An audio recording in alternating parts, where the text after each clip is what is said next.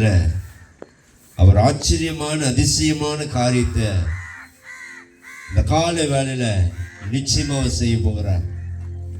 எதிர்பார்க்கும் முடிவுகளை உன் வாழ்க்கையில உங்க வாழ்க்கையில அவர் அளிக்க போகிறார்.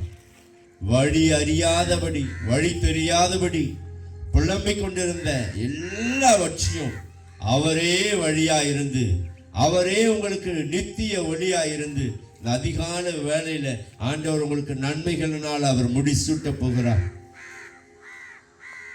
அவர் நமக்கு எவ்வளவு பெரிய நன்மை செய்திருக்கிறார் தெரியுங்களா? மனுஷனை மண்ணினால உருவாக்கி அவன் நாசில ஜீவ சுவாசத்தை ஊதுனாங்க பாருங்க. அந்த மனுஷன் ஜீவ ஆத்மாவாய் மாறி அவன் ஒரு மனுஷனா முன்னாடி வந்து நிற்கிறான். மனுஷனா உருவான அந்த மனுஷனுக்கு ஆண்டவர் என்ன கொடுத்திருக்கிறாரா? சங்கீதம் என்ற ஒரு புத்தகத்துல 115வது வசனத்துல 115 அதிகாரத்துல 16வது வசனம் விதமா சொல்லுகிறது, வானங்கள் கர்த்தருடையவைகள், பூமியோ மனுபுத்திரனுக்கு கொடுத்தார். அப்படின்னா என்ன? இந்த பூமியில நம்ம நல்லா இருக்கணும், இந்த பூமியில நம்ம வாழ்ந்து இருக்கணும், இந்த பூமியில நம்ம சிறந்து இருக்கணும் என்பதற்காக இந்த ஆண்டவர் இந்த பூமியில நம்மை பிறக்க வைத்திருக்கிறார். அவர் நம்ம இந்த பூமியில கொண்டு வந்த நோக்கமே மனுஷன் நல்லா இருந்து எல்லாவற்றையும் அனுபவித்துக் கொள்ள, எல்லாவற்றிலும் வெற்றி பெற, எல்லாம் சுகமாய் வாழ ஆண்டவர் இந்த பூமியில மனுஷனை பிறக்க வச்சு இந்த பூமியை மனுஷன் கையில் கொடுத்துட்டார். உருவாக்கி மனுஷனுக்கு பூமியை கொடுத்துட்டார். ஆனா படைத்தவரை நம்ம மறந்தவர்களாக வேறு பக்கம் திரும்பும் பொழுது, அதாவது என்னன்னா ஒரு பொருளை உருவாக்கணும்னு தான் தெரியும் அதில் உள்ள இருக்கிற எல்லா பிரச்சனையும் எப்படி சரி செய்வதென்று. படைத்தவர் இடத்துல விட்டு நம்ம விலகும் பொழுது அநேக துன்பங்கள் நம்மை சூழ்ந்து கொண்டது, அநேக கஷ்டங்கள் நம்ம வாழ்க்கையில வந்தது பாருங்க. ஆனா ஆண்டவர் அதிலிருந்து நம்மை விடுதலையாக்கும்படி இந்த நாளில உங்கள் மத்தியில இந்த வார்த்தைகள் நல்வார்த்தைகள் உங்கள் காதுகளில் கேட்கும்படியாய் பேசப்படுகிறது. என்ன அப்படின்னா, இப்ப நாங்க கூட்டம் இது மாதிரி போட்டுட்டு இருக்கோம் இல்லையா?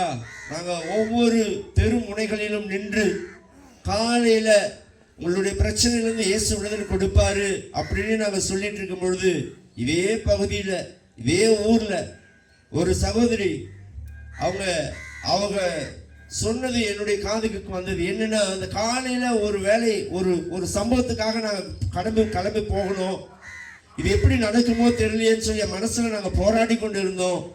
நாங்கள் போராடி கொண்டு இருக்கும் போது இந்த காலையில அந்த இடத்துல அந்த தம்பி இப்படியா சொன்னாரு, நீங்க போகிற காரியம் நல்லபடியா நடக்கும், இயேசு உங்களுக்கு துணை நிற்கிறான்னு சொல்லி அவர் சொன்னதை எங்க காதல கேட்டுட்டு நாங்க என்னுடைய வேலைக்கு நாங்க போனோம்.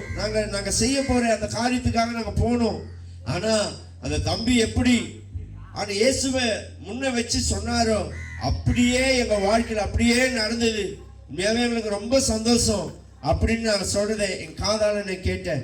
எதுக்காகனா, மனுஷனுக்கு நிறைய ஆசை இருக்கு, எல்லாவற்றையும் நான் செய்து முடிக்க வேண்டும், எல்லாவற்றிலும் நான் ஜெயிக்க வேண்டும், என் குடும்பம் நல்லா இருக்கணும், என் பிள்ளைகள் நல்லா இருக்கணும், என் வாழ்க்கை நான் சந்தோஷமா இருக்கணும்னு சொல்லி அநேக ஆசை உண்டு. ஆனா அந்த ஆசையெல்லாம் நிறைவேற வழிதான் தெரியல பாருங்க. வழி தெரியாததுனால புலம்பி கொண்டு இருக்கிறாங்க. பணம் இருக்கு, ஆனா அந்த பணத்தை நான் எப்படி சம்பாதிக்கணும் தெரியாதபடி இருக்கிறதுனால அந்த பணம் அவங்க கைக்கு வந்தாதானங்க அவங்க அதை எடுத்து ஆளுகை செய்ய முடியும், தேவைகளை சந்திக்க முடியும். ஆனா அதுக்குண்டான வருமானமே தெரியாதபடி இருந்தா அதே இடத்துலதான் அவங்க உட்கார்ந்து இருக்க முடியும், அதை அவர்கள் மேற்கொள்ள முடியாது. அது போலதாங்க நீங்க நினைச்சிருக்கிற, நீங்கள் உங்க வாழ்க்கையில எதிர்கொண்டிருக்கிற எல்லா நன்மைகளையும் என் ஆண்டவர் உங்கள் வாழ்க்கையில அப்படியே செய்ய போறார். அவர் அப்படியே செய்ய போறார்.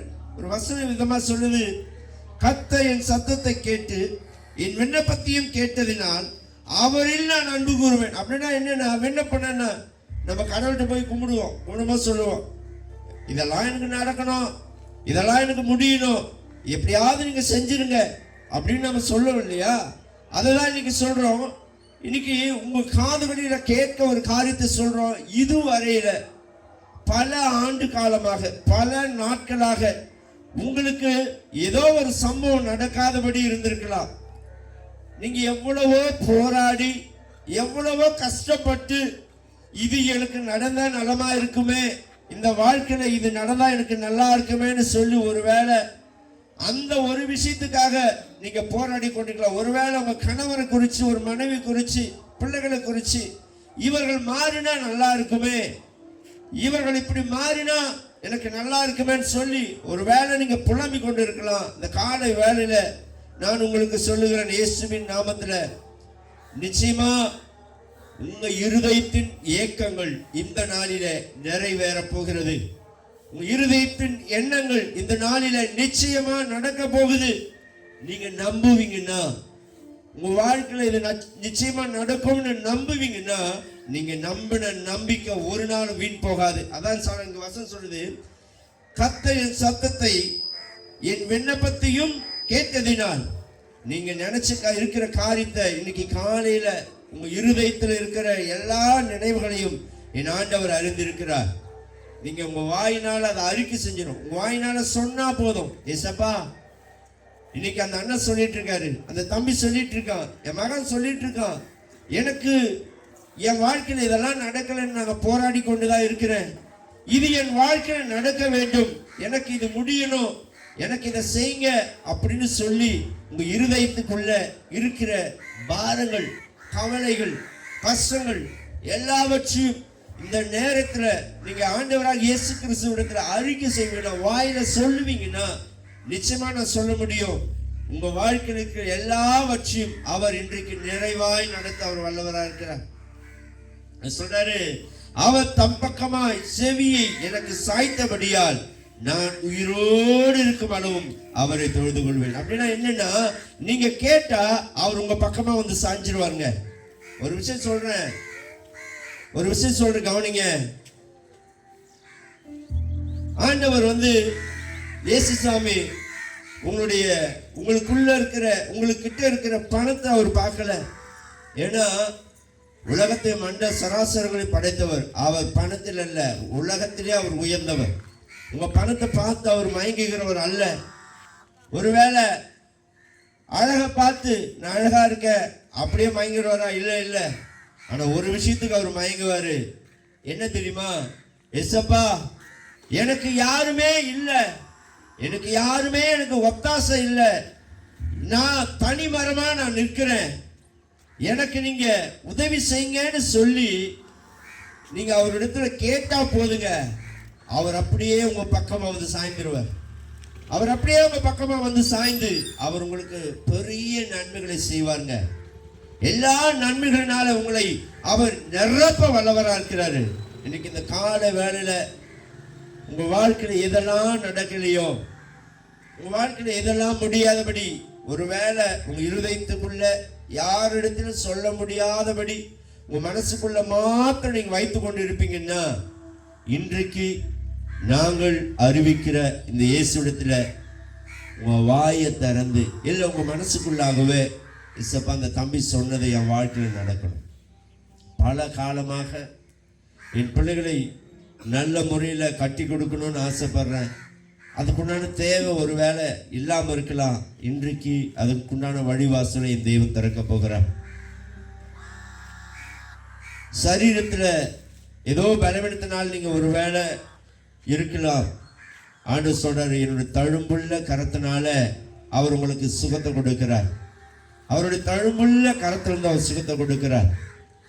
ஒருவேளை கணவன் ஏதோ குடிப்பழக்கமோ வேற எந்த கெட்ட பழக்கத்திலேயோ அடிமைப்பட்டு போராடி கொண்டு இருக்கலாம்.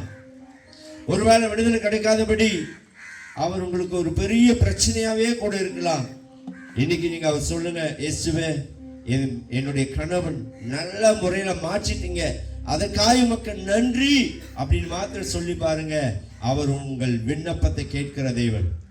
நீங்க சொல்ற எல்லாவற்றையும் அவர் கேட்கிறவர். உங்க வாழ்க்கையில ஒரு பெரிய வெற்றி கொடுக்க போகிறார். நிச்சயமாகவே முடிவு உண்டு. உங்க நம்பிக்கை வீண் போகாது.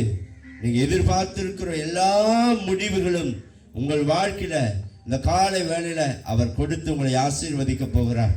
நான் இப்பொழுது உங்களுக்காக செபிக்க போகிறேன். இப்பொழுது உங்களுக்காக நாங்கள் செபிக்க போகிறோம். நீங்க எதெல்லாம் நடக்கணும்னு ஆசைப்பட்டு இருக்கீங்களோ அதுக்கு மாத்திரம் நான் நீங்க வணங்குகிற தெய்வத்தை விட்டு வெளியே வாங்க நிச்சயமா நான் சொல்லலைங்க. நீங்க வணங்குறது நீங்க வணங்குங்க. ஆனா இதுவரையிலும் நடக்காதபடி இருக்குது இல்ல, இதுவரையிலும் ஒரு சம்பவம் உங்க நன்மை உங்க வாழ்க்கை நடக்காம இருக்குது இல்ல, அதுக்கு மாத்திரம் இயேசுவை நம்புங்க. ஏசப்பா இந்த ஒரு விஷயத்தை நான் உங்க நம்புறேன், ஆனா வேற எதுவுமே நம்பாதீங்க. அந்த ஒரு விஷயத்துக்கு மாத்திரம் இயேசுவை நம்புங்க. ஏசப்பா உங்க வாழ்க்கையில் அப்படியே செய்வார். இந்த காரியம் எனக்கு நடக்கணும், இதுக்கு நான் உங்களை நம்புறேன். இந்த நல்ல விஷயம் வாழ்க்கையில் நடக்கணும், இதுக்கு நான் உங்களை நம்புறேன். நான் இதுக்கு மாத்திரம் வேற யாரும் நம்பல, நான் உங்க மட்டும் நம்புறேன் அப்படின்னு சொல்லி அதுக்கு மாத்திரம் இயேசு மேல நம்பிக்கை வச்சு பாருங்க. நிச்சயமா நான் சொல்ல முடியும், உங்க வாழ்க்கையில ஒரு பெரிய அதிசயத்தை இந்த காலை வேளையில அவர் அப்படியே செய்ய போகிறார். உங்களுக்கு நான் செபிக்க போறேன். தேங்க்யூ ஜீசஸ், தேங்க்யூப்பா தகப்பனே. அதிகால வேலைக்காய் பக்கம் நாங்கள் நன்றி செலுத்துகிறோம் ஐயா. ஆண்டவரே, எங்கள் உறவுகள் மத்தியில, எங்கள் சொந்த பந்தங்கள் மத்தியில ஆண்டவரே அதிகாலையில வந்து உம்முடைய நல் வார்த்தைகளை பேசும்படியா நீங்க செய்த மகா தயவுக்காய் நன்றி செலுத்துகிறோம் ஐயா. ஆண்டவரே, இந்த பகுதிக்கு நான் மாமாவுக்காய் செபிக்கிறேன், என் அப்பாவுக்காய் செபிக்கிறேன், எங்க அண்ணனுக்காய் செபிக்கிறேன், என் தம்பிக்காய் செபிக்கிறேன், என் தங்கச்சிக்காய் செபிக்கிறேன், எங்க அத்திக்காய் செபிக்கிறேன், எங்க ஆயாவுக்காய் செபிக்கிறேன், எங்க அம்மாவுக்காய் செபிக்கிறேன். இந்த பகுதியில் இருக்கிற யாவரையும் இப்படி கருத்தில் ஒப்பு கொடுக்கிறேன் ஆண்டவரே. அப்பா, அநேக கவலைகள் உண்டு, ஆனா யாரிடத்தில் சொல்லுவது என்று தெரியாதபடி புலம்பிக் கொண்டிருக்கிற என் உறவுகளை ஒரு விஷயம் நீ கண்ணோக்கி பாருங்க ஆண்டவரே. இந்த காலை வேளையில அவர் நினைத்திருக்கிற எல்லா நினைவுகளும் நீர் அறிந்திருக்கிறீர் ஆண்டவரே. அதை நீங்க எங்களுடைய அப்பா உறவுகள் மத்தியில அதை நீ நிறைவாய் செய்யும்படியா செபிக்கிறையா. பிள்ளைகள் நல்லா இருக்கணும் ஆண்டவரே, இந்த பகுதி நல்லா இருக்கணும் ஆண்டவரே, செழித்து இருக்கணும், சுகமா இருக்கணும், சுபித்து இருக்கணும் ஆண்டவரே. இந்த இடம் இன்னும் பல மடங்கு உயர்வு அடையணும் ஆண்டவரே. பாமை நன்றி எடுத்து துதிக்கிறேன் ஆண்டவரே. எனக்கு ஒரு நன்மை நடக்காதா, என் வாழ்க்கையில் ஒரு நன்மை நடக்காதான்னு சொல்லி ஏங்குகிற உறவுகளை ஒரு விஷயம் கருத்தில் ஒப்பு கொடுக்கிறேன்.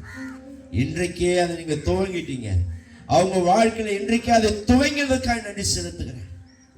என் வாழ்க்கையில சரீரம் பலவீனம் இருக்கிறதே, அந்த பலவீனத்தில் விடுதலை கிடைக்காதான்னு சொல்லி ஒருவேளை புலம்பி கொண்டு இரவு முழுக்கம் அதில் போராடி கொண்டு இருந்திருக்கலாம்.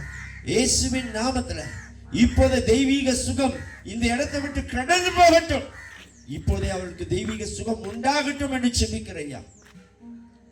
படிக்கிறேன் அன்பு பிள்ளைகளை ஒரு விஷயம் கருத்தில் ஒப்பு கொடுக்கிறேன் ஆண்டவரே. இந்த பகுதியில் ஆண்டவரே உயர் அதிகாரிகளாய் வரட்டும் என்று செபிக்கிறையா ஆண்டவரே. நல்லா படித்து ஆண்டவரே இந்த பகுதியில் மேன்மையான உயர்ந்த பதவியில பிள்ளைகள் அமரட்டும் ஆண்டவரே.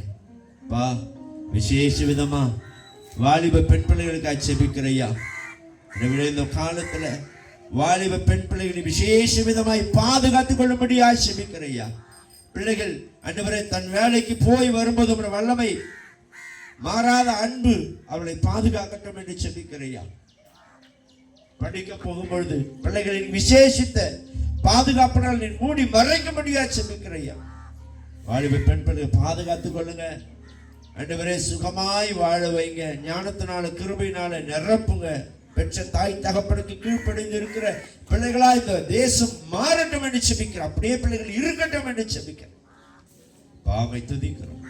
நாங்கள் எடுக்கிற எல்லா விண்ணப்பங்களையும் அப்பா சந்நிதியில ஆம் என்றும் ஆமேன் என்றும் அதை நீ நிறைவேற்றி கொண்டிருப்பதற்காக நன்றி செலுத்துகிறேன் ஆண்டவரே. இந்த கூட்டத்தை வைத்தது நிமித்தமாக இந்த பகுதி ஆசீர்வதிக்கப்பட்டதுக்காக நன்றி ஆண்டவரே. இந்த பகுதி ஆசீர்வதிக்கப்பட்டதுக்காக நன்றி ஆண்டவரே. என் சொந்தங்கள் சொல்லணும், நான் எதிர்கொண்டு போன அந்த எல்லா சம்பவமும் ஏசப்பா செஞ்சுட்டாருன்ற ஒரு நம்பிக்கை அவளுக்குள்ள நாங்கள் காதுகளில கேட்க தேவன் கிருபை செய்வீராக. முற்றிலுமாய் தாழ்த்தும் சமத்தில் ஒப்பு கொடுக்கிறோம். எல்லா துதி கன மகிமும் ஒரு கேரெடுக்கிறேன் மாறாத இயேசுவின் நாமத்தில் செபித்து ஜெயித்தெடுக்கிறாங்க ஜீவனுள்ள நல்ல தகப்பனே. ஆமென் ஆமென். என் ஆத்துமாவே கர்த்தரை ஸ்தோத்திரி, என் முழு உள்ளமே பரிசுத்த நாமத்தை சோத்திரி. என் ஆத்துமாவே கர்த்தரை சோத்திரி.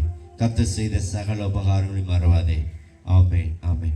எனக்கு அன்பானவர்களை, நிச்சயமா நான் சொல்ல முடியும், இன்றைக்கு நீங்க தூங்குறவங்கள வாழ்க்கையில எல்லா வெற்றி, எல்லா ஜெயம், எல்லா சந்தோஷம், எல்லா சமாதானமாய் முடியும். நீங்க நல்லா இருப்பீங்க. கர்த்தர் உங்களை பல மடங்கு ஆசீர்வதிப்பாராக. God bless you. கர்த்தர் உங்களை ஆசீர்வதிப்பாராக.